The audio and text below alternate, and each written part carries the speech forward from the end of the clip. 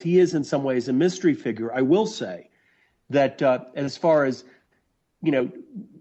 thinking that Doc had any direct involvement in the murder, my conclusion on that was no. And certainly that was, what the prosecutor believes as well. But was he involved in nefarious activities? Did he, was he a bit of a Wyoming outlaw? Absolutely. Okay, I got no problem with that. But now you're saying that Doc actually had sex with McKinney. Absolutely. It's in the book. And this is told not only from the point of view of Doc, but there was a threesome. Get ready for the tastiest breakfast under the sun. New Jimmy Dean casserole bites. All the homemade flavors of a breakfast casserole, packed into a poppable bite. And you know something else? They taste good. It's premiere week on The Kelly Clarkson Show, and we've got music's biggest stars all week long. Performances by John Legend, Little Big Town, Machine Gun Kelly, and Common. And appearances by Usher, Josh Groban, Queen Latifah, and more. Get ready, y'all. The Kelly Clarkson Show, all new season 2. Weekdays at 2 on NBC4. Time girlfriend of Doc, a woman by the name of Stephanie, who there was a whole group of people partying one night.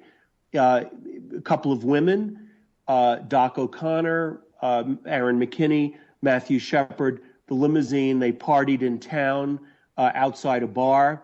They stopped at a motel where Aaron McKinney was then living with his girlfriend, Kristen Price. Confuse that for a moment with Russell Henderson's girlfriend. Russell Henderson and Chastity Pasley were with them very briefly, but they left and went home that night.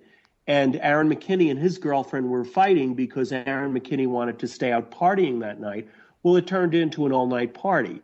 Began in the limo, and then they went back to Doc's place in Bosler. And there are a variety of activities that went on. That was one of the occasions that night when Aaron McKinney was sexually involved with Doc O'Connor, which is detailed in my book, and it was in the ABC News 2020 piece I did. I go into this more in the book than we did in the ABC News piece. And the point here is not, to be salacious, but to look at what was the real relationship of the parties here. How were they really involved on a human level?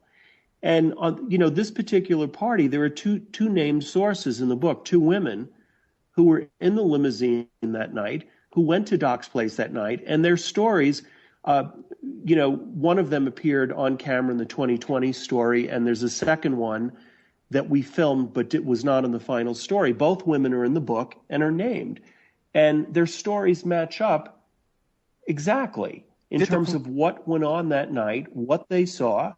And so, for people to say one of the charges that's been lobbed at me over and over again is, there are so many unnamed sources. Well, there are many named sources in the book. There are 112 named individuals that I spoke with for the book.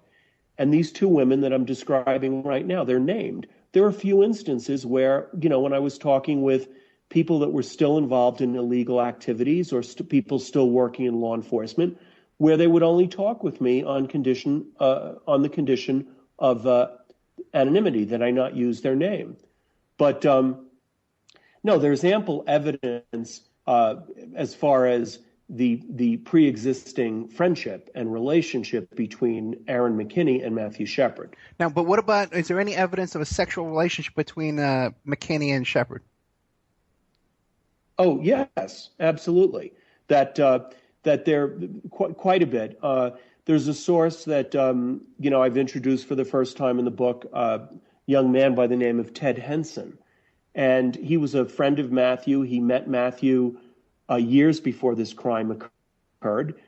He was someone that they had dated, they were friends, they took vacations together, and he in the book, I go into detail about previous encounters between Aaron McKinney and Matthew Shepard.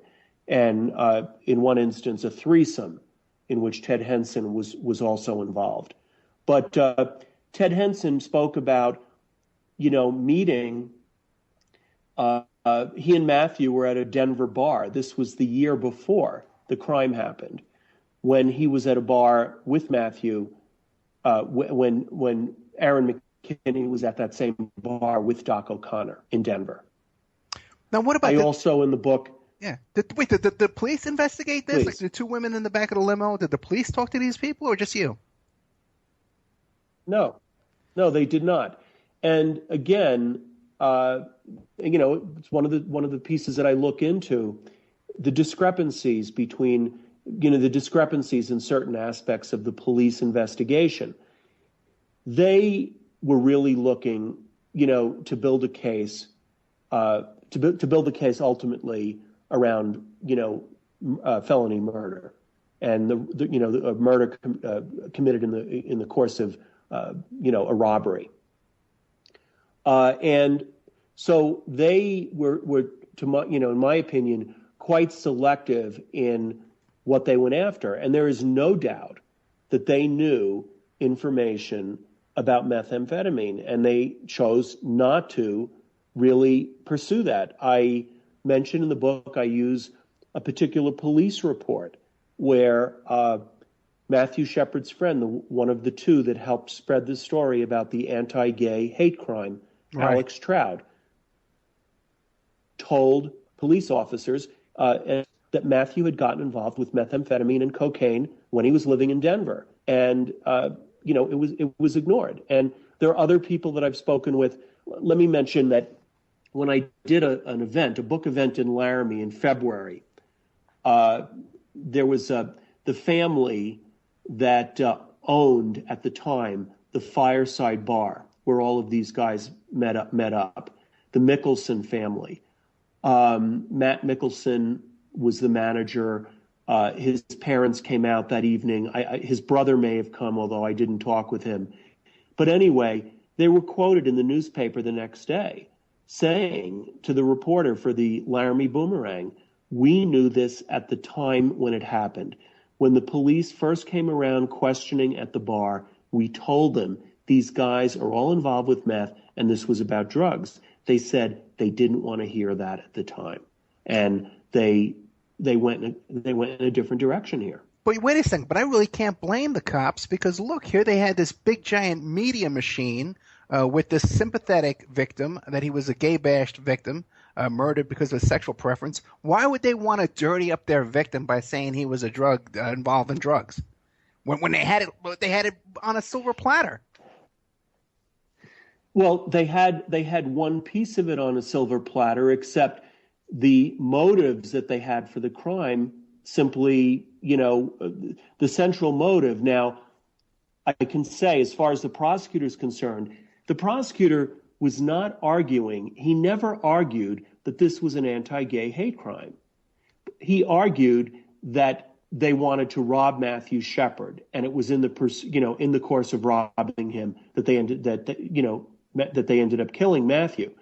But the thing is, there are certain police officers in this case that once the popular narrative became that this was because, Matthew was gay, that they got on that horse and rode it, Ed. Yeah. And I can't blame them, because you want to make the case. I can't blame them. But now, even though at the time... But what about once... Yeah, go ahead. Now, even at the time of the trial and all that stuff... No, you go ahead, please. Yeah, and the trial and all that stuff like that, then they started making these movies, right? Now, don't you think that if you know this, and I know this, the guys who own the bar know this, everybody, it's pretty common knowledge, anybody that really took a look at this case, what really went down, don't you think these people who put out these movies, these big famous people who are behind these big Matthew Shepard organizations and stuff like that, don't you think that they know the true story as well? I would think so. I would think that if I, as a complete stranger, was able to go to Laramie and start talking with people and really able to compile the evidence and the information I was for this book, I would think other people certainly knew some things. I know that in the case of the Laramie Project, which was a stage, a stage play first and then made into a film for HBO, that there were certainly friends of Matthew and Aaron who told some of the creators of the Laramie Project early on, hey, we were all part of the same party circle. It was around meth, etc. And I quote a couple of those people in the book. They are credited, these two sources, in the Laramie Project in the end credits of the HBO version. And they just said, we spoke to these guys from the Laramie Project for hours, and we told them everything we knew. And they just chose to tell another story. Yeah, who was that woman from Greece, the one who was behind that project? You know what I'm talking about. Her name escapes me. The woman from Greece? Yeah, she was in Greece. No, not Greece, the country. Greece, the movie with John Travolta. Oh, Grease the movie. Yeah, you know what I'm talking about. Not Olivia Newton-John. No, who was that woman? But she was behind one of those Laramie Project movies. Was she? Yeah. I'm going to have to look it up real quick. Okay, but so everyone pretty much knew what was going on. Oh, boy. Let me just clarify for your listeners. There were 3 films made. Right. The first one was for it was made for MTV. It was called Anatomy of a Hate Crime, and that was made very quickly. No additional research trying to find out anything. So there were a lot of inaccuracies in that. And then the stage play, The Laramie Project, was done. Ultimately, that was done for HBO. Then there was a film that was made for NBC through Goldie Hawn's company called The Matthew Shepard Story. And that was one, the Matthew's family cooperated with that one. So there were 3 films made. And of course, there have been many documentaries and many, many magazine articles and other things. There's a film, I have not seen it, that's come out recently, a documentary. And I imagine the things will continue to come out. I'm happy to say that the Book of Matt is the first major nonfiction examination of this case. There have been a couple of memoirs, people that knew Matthew. There have been tributes to him. There's poetry has been written. There have been many things. But there was almost a taboo around this case. Right. That this is sacred territory. You're not supposed to go here. And one reason I decided to go there, Ed, is because Matthew Shepard was a human being. And when a crime like this happens, and you know this, I mean, you've been involved in, doing all kinds of forensic investigations for years. There are human factors involved, human complexities. And in this case, there was a lot about the case that was misunderstood. And I felt that to have made, and I'm not saying in all cases, but in many cases, for this mythology to have really replaced factual information and the truth is something that I found troubling. And I'll say that again, particularly as a gay man, it was troubling to me. So I felt that it was important once I started to realize that there was much more here, that it was important for the truth to come out. So the woman I was thinking of was Stockard Channing, who was involved in one of these. Stockard Channing. She was in the Matthew Shepard Story. Yeah, yes, she played Rizzo in Grease, mother, too. Judy Yeah. Shepard, in the Matthew Shepard Story. Yes. Right. So now she had to know what was going on. I forgot about her. Yeah, and people like Ellen DeGeneres and Rosie O'Donnell. Now, do you think that by now they have to know what the truth was? Well, the only reason I have to say yes is because 2 reasons. When we did the ABC News piece 10 years ago, not one single national journalist came